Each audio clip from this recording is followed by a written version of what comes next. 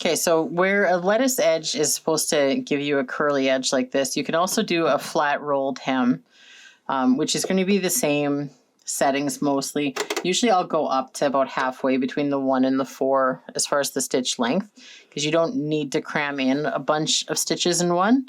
In a certain amount of area, you can go wider. You do want to keep an eye on how much you do, just because if you have a really long stitch, not only will it not curl, it's also going to show a lot of fabric in between the stitches, and I don't really like that, especially if I'm doing a contrasting edge like this. So for just a rolled edge hem,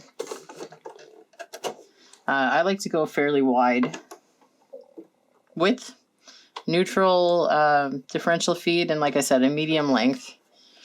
And what you do is you run this through and don't stretch it. So you're going to hold it taut, both in front of and behind the needle, but just try not to stretch it. For any stretch you get, you're going to get ruffle.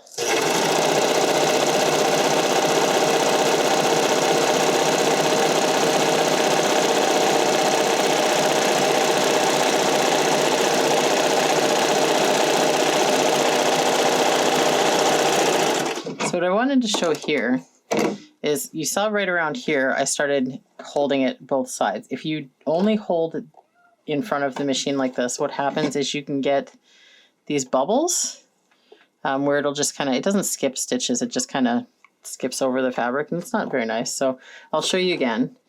This is going to be me just holding it mostly up front here, right?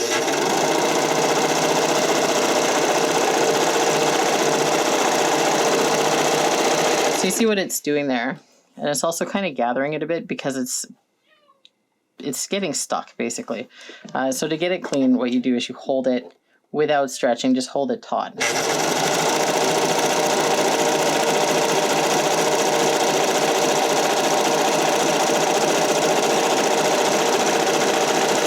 So when you're giving it that little bit of tension behind the machine, you see you get the smooth without these puckers.